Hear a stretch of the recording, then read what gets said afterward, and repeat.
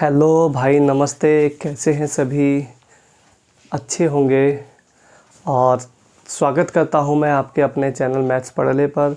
और आज मैं आपके लिए सेम आपका मॉक टेस्ट लेके आया हूं, जो एसएससी एमटीएस और हवलदार के लिए आपके लिए पूरी तरीके से हेल्पफुल रहेगा। आपके एग्ज़ाम जैसा भी आ रहा है या एग्ज़ाम जैसा भी आने वाला है आगे, उसी पैटर्न पे सेम मैं चीज़ें आपके लिए लेके आया हूँ।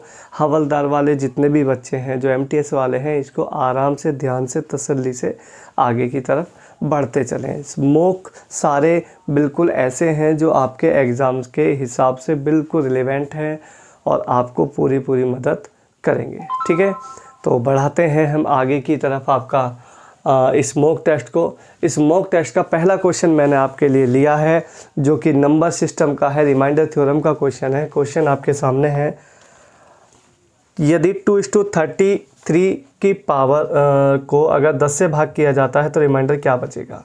ठीक है, रिमाइंडर आपको चाहिए। देखो, 2⁻33 को डिवाइड करना है 10 से। आपको इसमें बताना है रिमाइंडर क्या बचेगा। ऑप्शन आपके सामने है। देखो, रिमाइंडर थ्योरम का एक रूल होता है जो मैं आपको थोड़ा सा बता देता हूँ। हालांकि रिमाइंडर थ्योरम पे पूरी एक वीडियो मैं आपको बना के दूंगा। बहुत यूनिक क्वेश्चन, बड़े ज़बरदस्त क्वेश्चन बनते हैं, बट अभी ये मॉक टेस्ट में है तो मैं आपको बता देता हूँ। इसमें पावर के हिसाब से हम चलाते हैं चीज़ों को। अगर पावर ऑड है तो 1 लगाओ पावर, या 3 लगाओ, जैसा सूटेबल हो वैसे लगाओ। अगर पावर इवन होती है तो लगाओ वहाँ पे 2 या 4, जैसा सूटेबल हो। आप मुझे बताओ, यहाँ 2 पे पावर ऑड है या इवन है? आप कहोगे ऑड है। ऑड है तो 1 लगाऊं या 3 लगाऊं? अगर 1 लगाऊंगा तो 2 की पावर 1 बहुत छोटा हो जाएगा, 10 से बड़ा। 3 लगाऊंगा तो 8 आएगा, तब भी बात नहीं बनेगी। 5 लगा दो। अगर मैं 2 की पावर 5 लगाता हूँ तो 2 की पावर 5 आता है 32 को मैं 10 से भाग करूँगा तो कितना आएगा? रिमाइंडर बच जाएगा 2, और 2 ही आपका राइट आंसर है। अगर आप 3 लगाते तो 2 की पावर 3 मतलब 8 होता। अब 10 पे 8 तो रिमाइंडर बचेगा नहीं ना, तो उसको घटा के लिख देते हैं। तो 10 - 8 फिर भी 2 ही आएगा, बट इतना आपको केयर पूरी तरीके से ये कामयाब है। तो पावर 1 लगाओ, 3 लगाओ, 5 लगाओ, जितना आप में क्षमता है उतनी आप पावर लगा सकते हैं। बाकी वैसे मोस्टली 1 और 3 से, इवन 2, 4 से काम हमारा बन जाता है। ठीक है भाई, तो ये इसका ऑप्शन 2 आपका राइट आंसर रहेगा। ठीक है, ऑप्शन नंबर ए आपका एकदम करेक्ट है।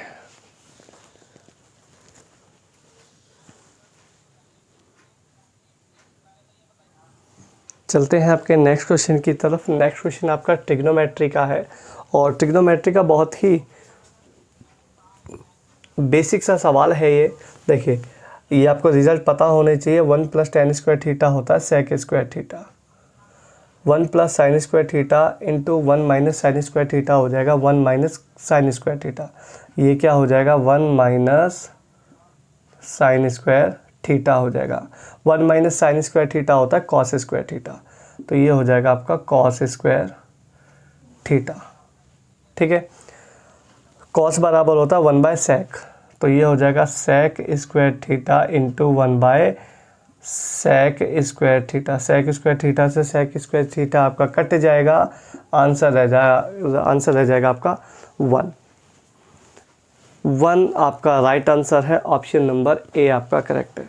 वैल्यू पुटिंग से भी किया जा सकता है, बट ये आपका देखो तो डायरेक्टली बहुत आसान है, उस पर ज़्यादा क्यों इतना जुल्म करना है भाई। समझते ना जुल्म करना क्या होता है? बस, तो ठीक है,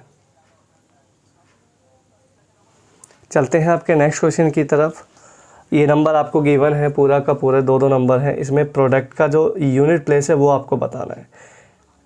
ठीक है, यूनिट प्लेस का अंक नंबर है आपके 4387 इस टू पावर है 245 इंटू 621 की पावर 72।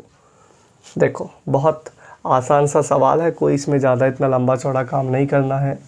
यहाँ पावर, यहाँ देखो बेस में क्या है 7, तो 7 लिखो। पावर को 4 से भाग करो, रिमाइंडर बचेगा 1 है भाई।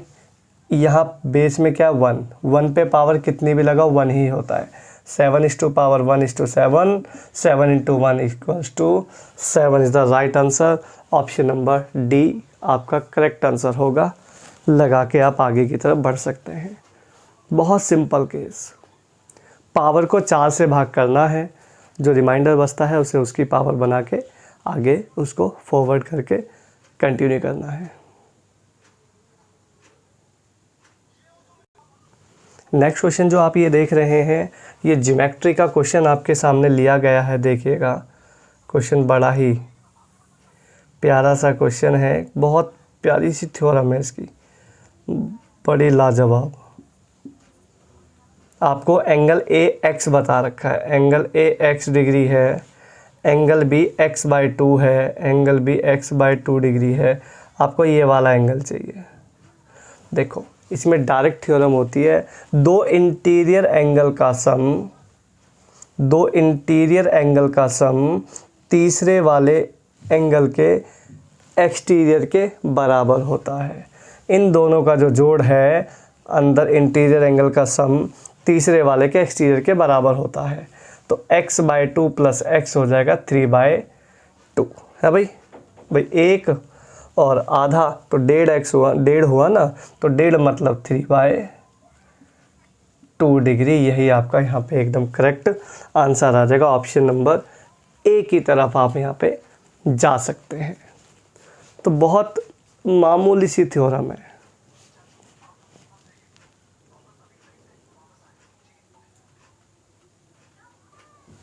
चलते हैं आपके नेक्स्ट क्वेश्चन की तरफ। और नेक्स्ट क्वेश्चन में ये वैल्यूज़ के हिसाब से इसको चलाना है, जो कि सवाल आप देख रहे हैं। x star y = x² + y² + xy -xy है भाई। तो 11 स्टार 13 की वैल्यू चाहिए। ऑप्शन आपके सामने है। देखो, इसमें कुछ नहीं करना, एग्जामिनर की थोड़ी सी चालाकी को समझना है और क्वेश्चन ख़त्म। कैसे समझना है? एक्स वाई की वैल्यू जो इसके साथ में देनी चाहिए थी, वो एक्स वाई की वैल्यू थोड़ा सा दूर दे देता है। जैसे एक्स की वैल्यू यहाँ देखो 11 है, वाई की वैल्यू यहाँ 13 है, तो एक्स की 11 वाई की 13 यहाँ वैल्यू पुट कर दो है भाई, यहाँ वैल्यू को पुट कर दो।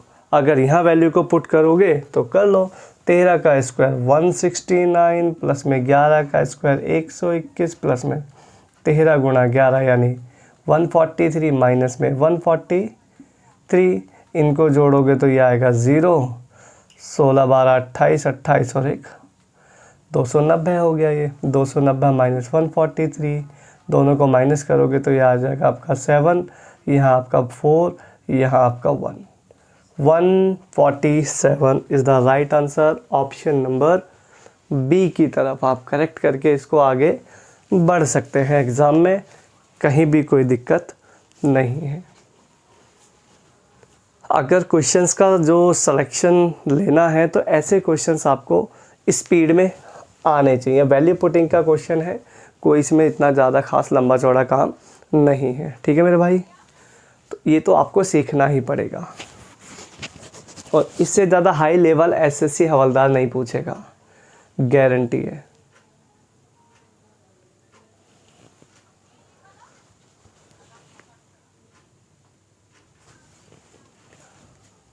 चलते हैं आपके नेक्स्ट क्वेश्चन की तरफ। और नेक्स्ट क्वेश्चन आप देख रहे हैं एक्स, पूरा ये अलजेब्रा का क्वेश्चन है।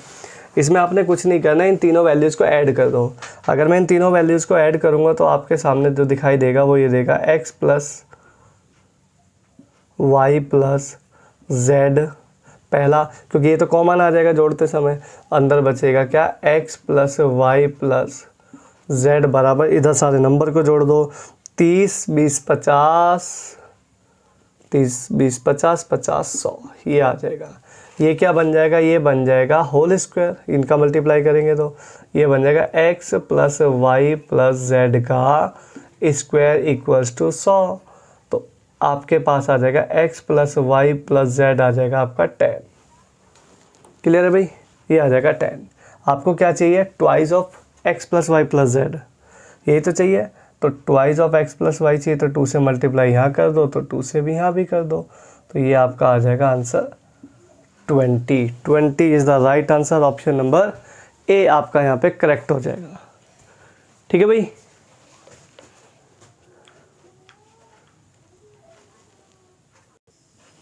नेक्स्ट क्वेश्चन आपके लिए है, कहता है a/1/3 इक्वल्स टू 11। तो आप मुझे बताओ a² - 331 a बराबर क्या होगा, ये आपको फाइंड करना है। देखिए इस क्वेश्चन को करने के लिए आप सीधा एक काम करिएगा, यहाँ देखो ये क्या है, इसको समझते हैं आप, ये क्या है, ये आपका कुछ नहीं होता, ये होता है रूट में क्यूब रूट ऑफ a है ये, और ये है आपका 11। अगर क्यूब रूट हटाओगे तो यहाँ पे क्यूब लग जाएगा। तो सिंपली यहाँ पे जो a की वैल्यू आपको गिवन है वो 1331 गिवन है। ठीक है, तो आप यहाँ एक चीज़ देखो, अगर मैं यहाँ से a कॉमन ले लूँ तो अंदर बचेगा a-331। आप कहेंगे हाँ जी बिल्कुल बचना चाहिए। तो a की वैल्यू क्या है 1331, और यहाँ पे है a की वैल्यू 1331 - 331 बचेगा आपका 1000। इसके साथ इसको अटैच कर दो और यही आपका एकदम करेक्ट आंसर ऑप्शन में मैच कर जाएगा। ठीक है मेरे भाई, तो बहुत सिंपल सा, बिल्कुल सिंपल सा ओवर सवाल है। ऑप्शन नंबर आपका यहाँ पे बी आ जाएगा, कहीं भी कोई डाउट नहीं है।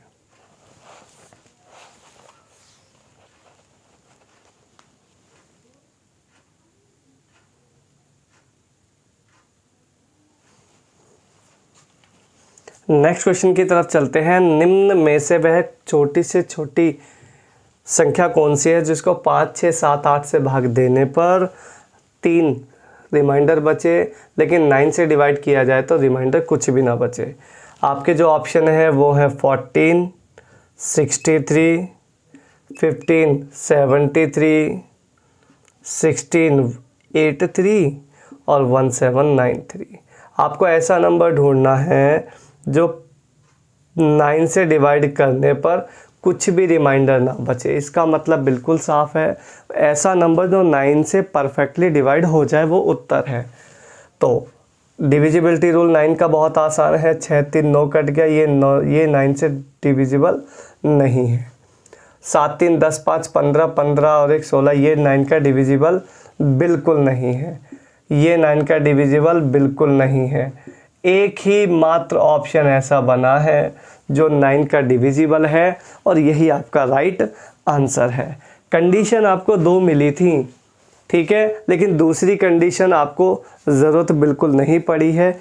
एक ही कंडीशन ने मेरा काम कर दिया है, यही आपका एकदम करेक्ट आंसर है।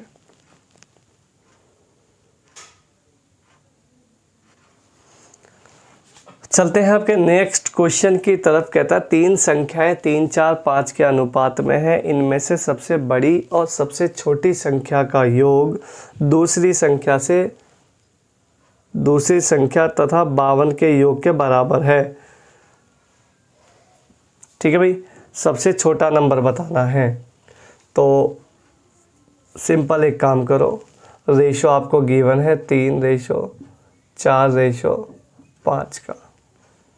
इसमें जो 52 गिवन है, वो 52 जो गिवन है वो क्या है, सबसे बड़ी और सबसे छोटी संख्या का योग। 5, 3, 8 का जो योग है वो दूसरी संख्या तथा 52 के योग के बराबर है। तो मतलब ये दोनों का डिफरेंस है, ऐसे मान के चलो।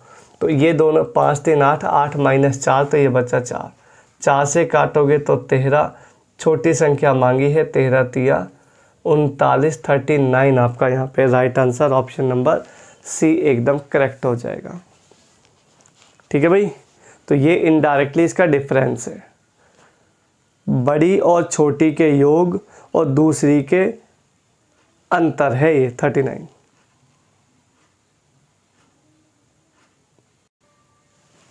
नेक्स्ट क्वेश्चन की तरफ चलते हैं। यदि किसी वृत्त की त्रिज्या में 50% की वृद्धि कर दी जाए तो उसके क्षेत्रफल में कितनी वृद्धि होगी। देखो, इसको आप वैल्यू लेट करके भी कर सकते हो, लेकिन इसका एक सदाबहार रूल मैं आपको हर बार बताता हूँ, उसी को यूज़ कर सकते हो। 50% की वृद्धि कर रहे हो तो लगाओ 50 प्लस 50 गुणा 50/100। यही आपका सदाबहार रूल है। ये काफ़ी बार मैं बता चुका हूँ, बहुत आसान काम करता है। ये हो गया 50 50 25 125 125% की वृद्धि हो जाएगी। यही आपका correct answer option number A. Option number A लगाओ और आगे एग्ज़ाम में नंबर पाओ।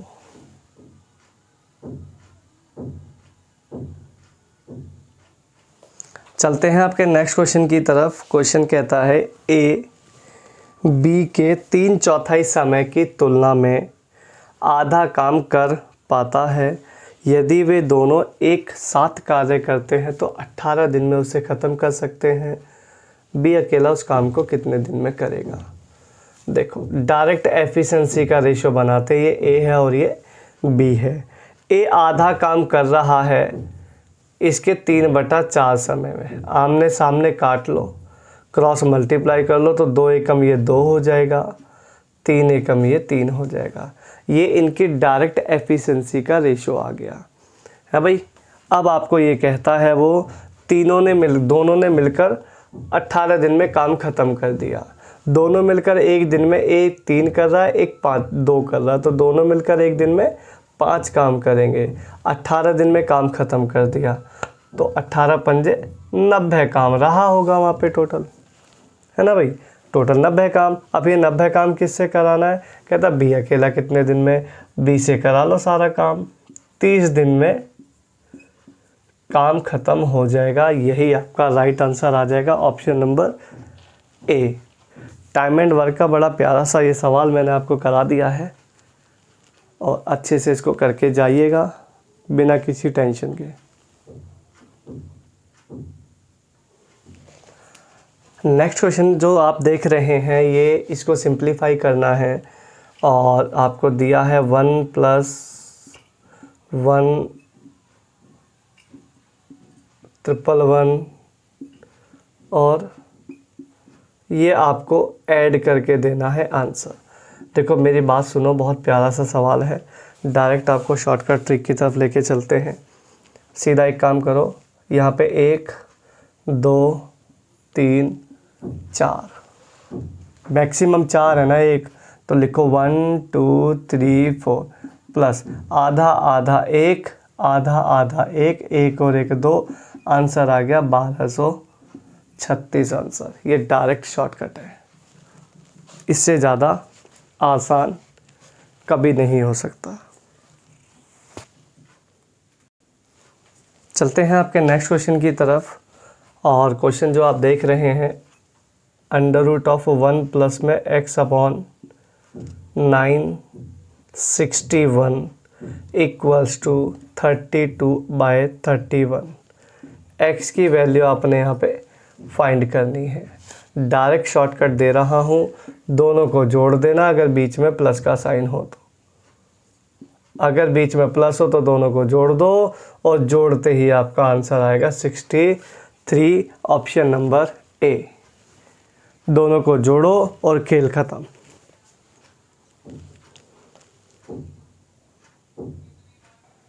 चलते हैं आपके नेक्स्ट क्वेश्चन की तरफ। कहता है राजेश ने अपनी मासिक आय का 20% किराने पर और घरेलू खर्च पर व्यय किया है। 20% जो है किराने पर और घरेलू पर खर्चा कर दिया, बचा 80%। 80% का 25% बच्चों की शिक्षा पर, 20% ट्रांसपोर्ट पर, 15% मनोरंजन पर और बचत है उसकी 14,400 रुपये। तो मासिक इनकम उसकी पूछी हुई है। देखो भाई, 100% टोटल है।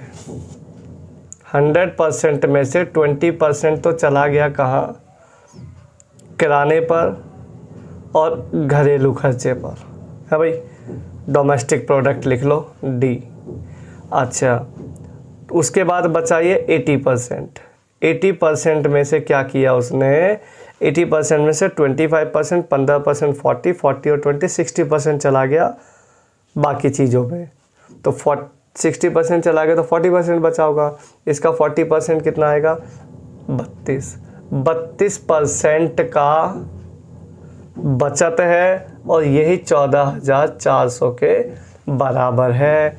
16 दूनी 32, 16 निम्मा 144, 2 से काटोगे तो 450, आंसर आ गया 45,000 टोटल उसकी इनकम आ गई। ऑप्शन ढूंढो, ऑप्शन नंबर ए आपका राइट आंसर आ जाएगा 45,000। ठीक है मेरे भाई, अगर ट्रिक आपको अच्छी लग रही है तो चैनल को लाइक करें, शेयर करें, सब्सक्राइब करें। ठीक है, ज़्यादा से ज़्यादा वीडियो को शेयर करें ताकि मैं आपके लिए एक अच्छी जो जितनी भी ट्रिक्स हैं वो इकट्ठा करके और नए नए क्वेश्चंस आपके लिए मैं लाता रहूं। ठीक है भाई,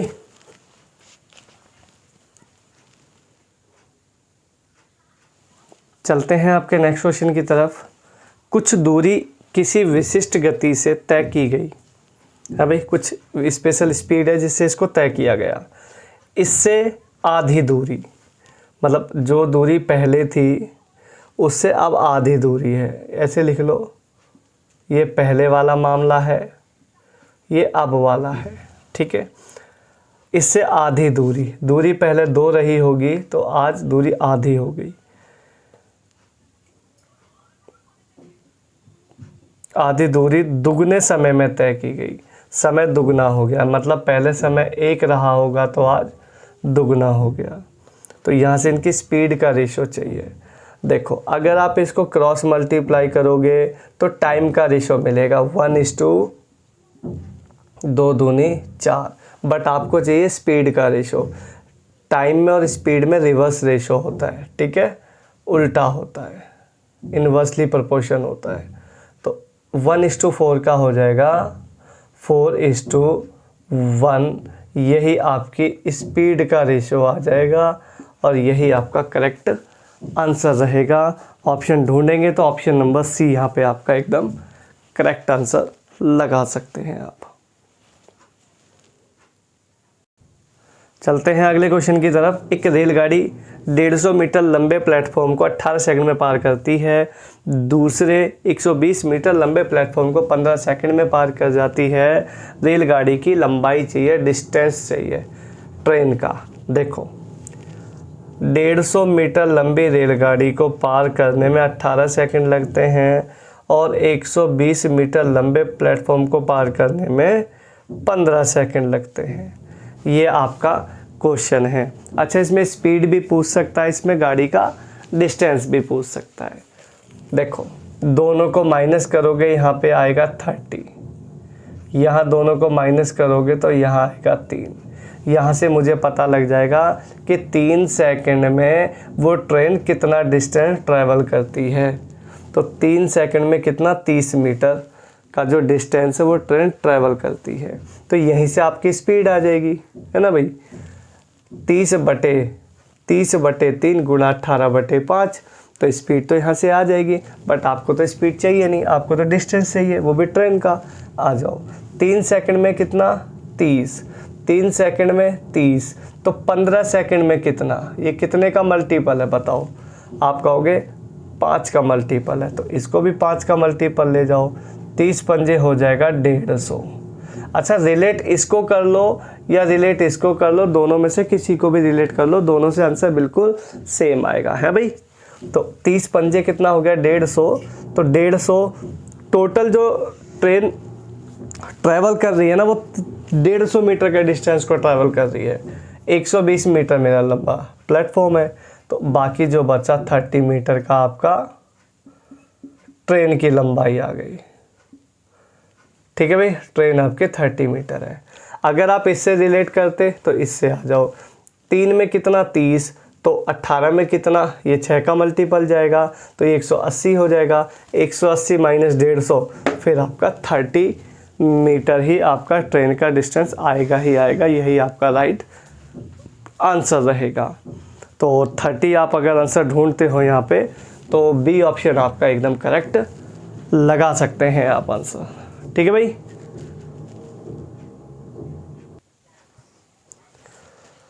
चलते हैं आपके नेक्स्ट क्वेश्चन की तरफ। 3 व्यक्ति XYZ क्रमशः 4,000, 8,000, 6,000, 4,000 निवेश करते हैं, एक व्यवसाय शुरू करते हैं और एक इस शर्त पे ये व्यवसाय शुरू कर रहे हैं जो इनका जो लास्ट में प्रॉफिट होगा, जो इन्होंने इनिशियल पूंजी जो लगाया था, जो स्टार्टिंग में पैसा लगाया था, उसी रेशो में बांटा जाएगा। हालांकि ये बात बोलने की ज़रूरत नहीं होती, क्योंकि हम जब भी पैसे को बांटते हैं तो इनके रेशो में ही बांटते हैं जो इन्होंने पैसा लगाया था। लास्ट में प्रॉफिट आपको गिवन है 15,453 रुपया। एक्स का प्रॉफिट चाहिए, इसमें प्रॉफिट ऑफ एक्स चाहिए। बताओ क्या आ सकता है? क्या इस क्वेश्चन को आप लोग कर पाएंगे कम से कम समय में, या थोड़ा भी समय अगर लग सकता है तो क्या लगा पाएंगे? बोलो।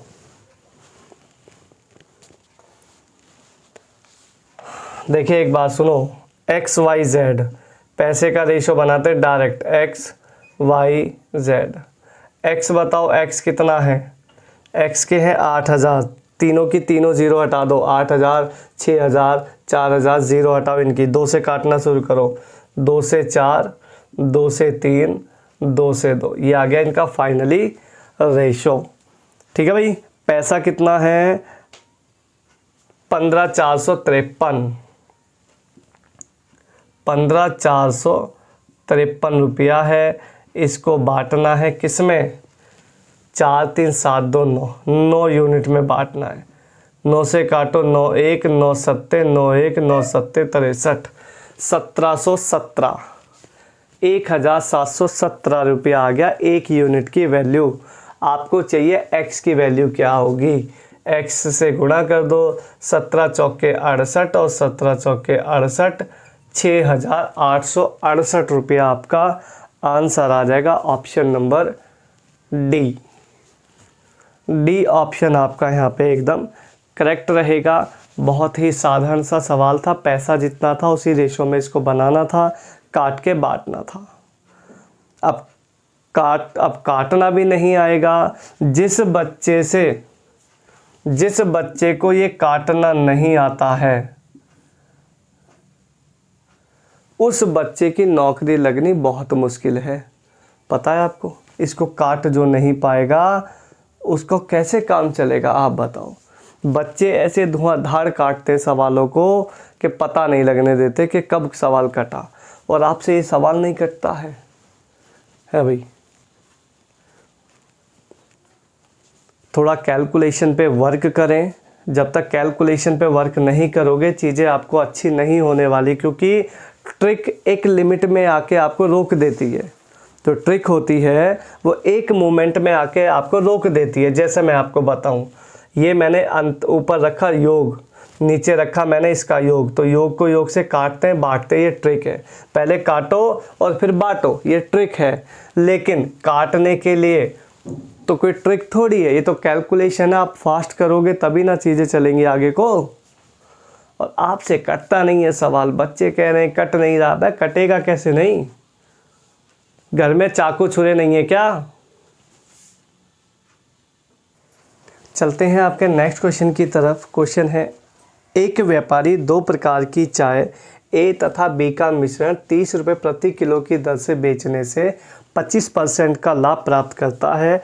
ए की लागत 22 रुपया है और दोनों का जो रेशो है वो 1:1 में ही देना है। जो मिलाया जाता है उसको 1:1 में मिलाया जाता है। दोनों बराबर क्वांटिटी है तो इसकी टेंशन ही नहीं है।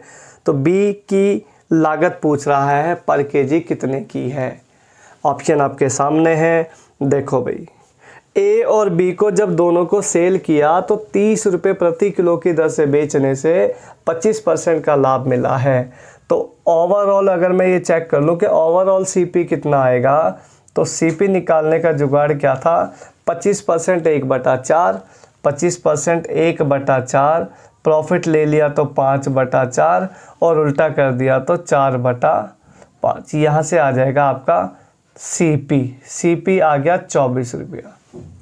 24 आ गया सीपी 1 किलो का, क्योंकि दोनों को बेचा ना, दोनों प्रकार की ए और बी। तो डबल करेंगे तो ये आ जाएगा 48। 48 पर केजी आ गया दोनों का, है भाई, दोनों का आ गया, जिसमें एक का आपको बता रहा है 22, ए का बता रहा है 22, ए की जो कॉस्टिंग बता रहा है वो 22, तो आप मुझे बताओ बी की कॉस्टिंग क्या 26 नहीं आएगी? है भाई, आप बताओ 26 रुपये पर केजी तो आंसर आएगा। यही आपका करेक्ट आंसर हो जाएगा। 26 बी ऑप्शन आपका राइट आंसर है। क्लियर है भाई? तो बहुत सिंपल सा सवाल है, ज़्यादा इसमें इतने मेहनत की ज़रूरत कतई नहीं है ना भाई?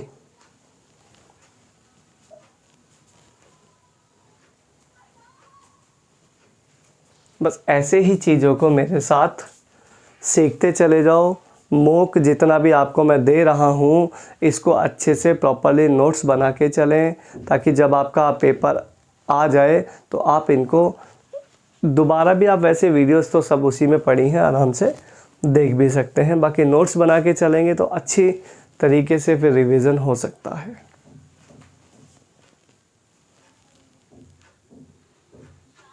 चलते हैं आपके नेक्स्ट क्वेश्चन की तरफ, और ये सिंपल इंटरेस्ट का है आपका, ठीक है। क्वेश्चन है 4 वर्ष में 5% वार्षिक साधारण ब्याज की दर से दे 6450 रुपये का ऋण का निपटारा किया गया है। निपटारे के लिए वार्षिक भुगतान कितना करना होगा?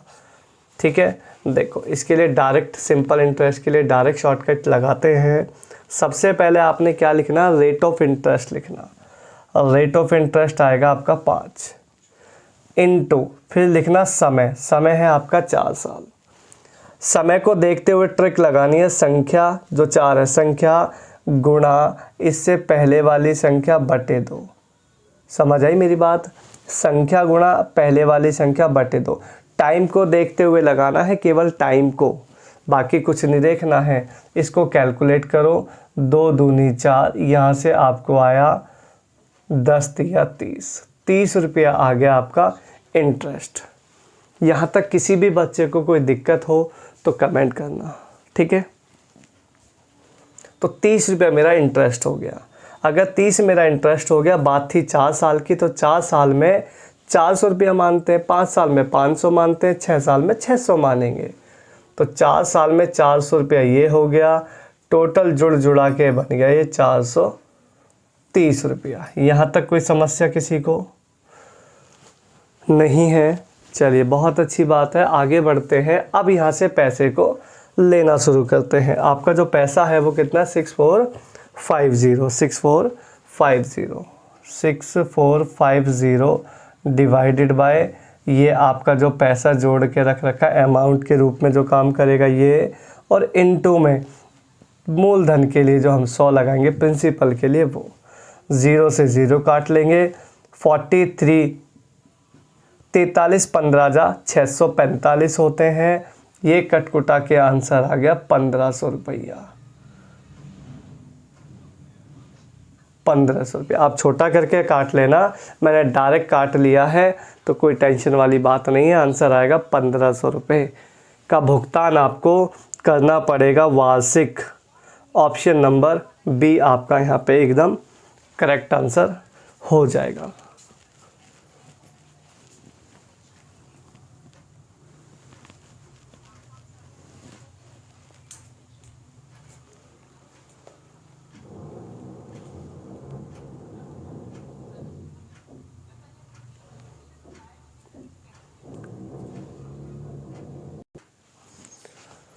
बढ़ते हैं आपके नेक्स्ट क्वेश्चन की तरफ। क्वेश्चन है, एक आयत का विकर्ण और चौड़ाई क्रमशः 15 और 9 सेंटीमीटर है।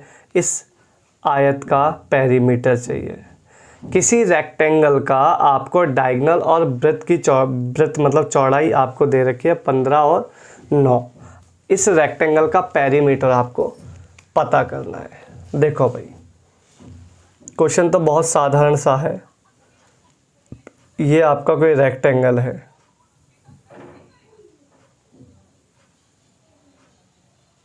इसका जो डायगोनल है वो 15 है और चौड़ाई है इसकी 9। आपको चाहिए पेरीमीटर। अच्छा, पेरीमीटर तो तभी आएगा ना, पेरीमीटर तो चारों साइड्स का सम होता है या twice of L plus B होता है। दोनों में जो आपको ठीक लगे या जो आपको याद रह जाए आप वो लगा लो। लेकिन उससे पहले तो ये वाली साइड चाहिए। ये साइड कैसे आएगी? Right angle triangle. आपको पाइथागोरस मैंने लिखवा रखी है, 9 12 15। पाइथागोरस होती है 9 12 15 की पाइथागोरस ट्रिपलेट होती है। उसी के माध्यम से इस सवाल को आप बहुत इजीली और फास्ट कर सकते हैं, नहीं तो निकालना पड़ेगा। जिस बच्चे को नहीं याद रहेगी उसके लिए फिर ये जुगाड़ है कि भाई 15 का स्क्वायर करना 225, 9 का स्क्वायर करना 81, दोनों को घटाना 144। 144 पे अंडर रूट लोगे तो 12 आपका निकल के आ जाएगा। बट अभी आपको पेरीमीटर चाहिए तो पेरीमीटर निकाल देते हैं। Twice of L plus B, 12 और 9 21, 21 दूनी 42 आपका यहाँ पे करेक्ट आंसर आ जाएगा, ऑप्शन नंबर सी।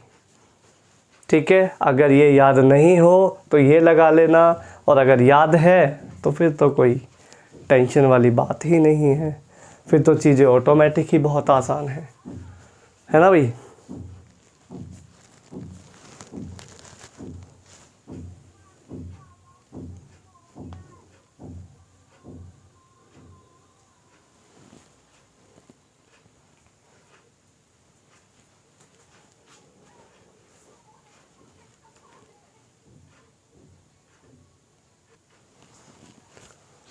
तो ठीक है मेरे भाई, ये मैंने आपको 20 क्वेश्चन आपको मॉक टेस्ट के कराए हैं, जो कि एसएससी में आपको पूरी तरीके से हेल्पफुल रहेंगे। इनको करके जाइएगा अच्छे से।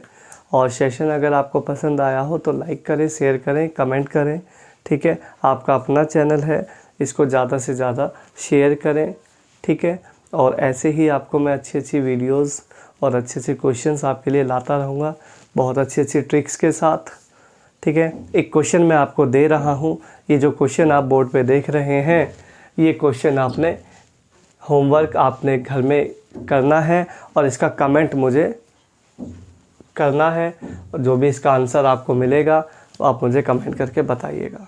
बाकी हम अगली वीडियो में फिर से कुछ मॉक टेस्ट लेके आएंगे आपके लिए।